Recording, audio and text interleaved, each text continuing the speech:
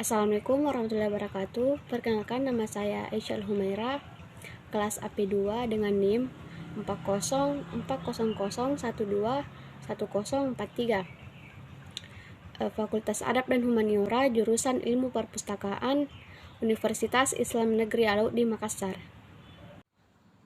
Teori masuknya Islam.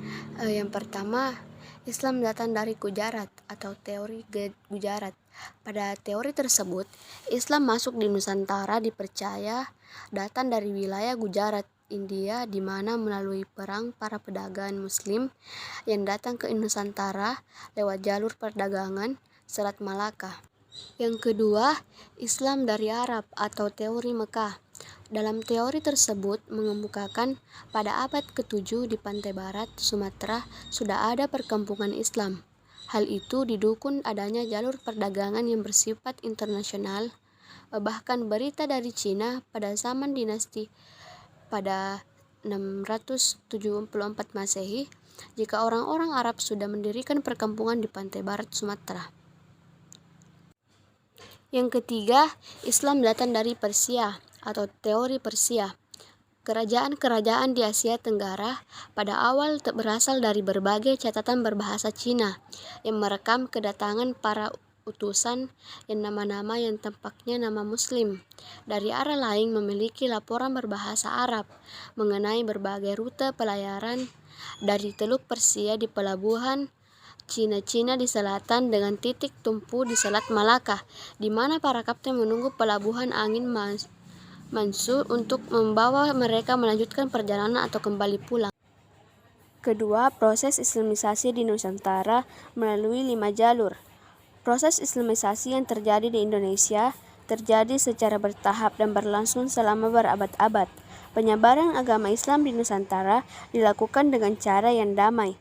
Islam beransur-ansur diterima karena memanfaatkan dakwah yang bersifat adaptif terhadap karakteristik masyarakat lokal. Yang pertama itu, Islam disebarkan melalui perdagangan. Pembawa agama Islam pada masa permulaan ada golongan perdagangan, jadi mereka sebenarnya menjadikan faktor ekonomi sebagai pendorong utama untuk berkunjung ke Indonesia. Momen ini diperkirakan terjadi sebelum abad ke-13 Masehi. Sekitar abad 7-16 Masehi, Kepulauan Nusantara merupakan kawasan perdagangan internasional yang ramai dikunjungi pedagang dari berbagai bangsa termasuk Arab, Persia, dan Gujarat. Yang kedua itu islamisasi melalui perkawinan. Saluran islamisasi melalui perkawinan terjadi di antara pedagang atau saudagar Islam dengan wanita pribumi.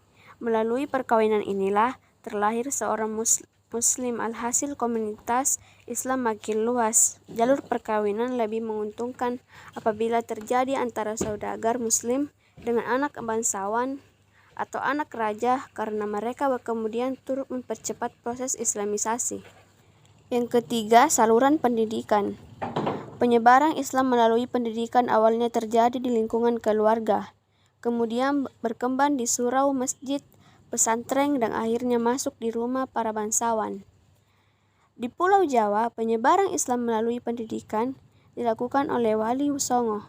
Mereka mendirikan pesantren dengan mendidik santri tentang agama Islam. Diharapkan setelah selesai menuntut ilmu, para santri dapat pulang ke kampung halamannya untuk berdakwah menyebarkan Islam.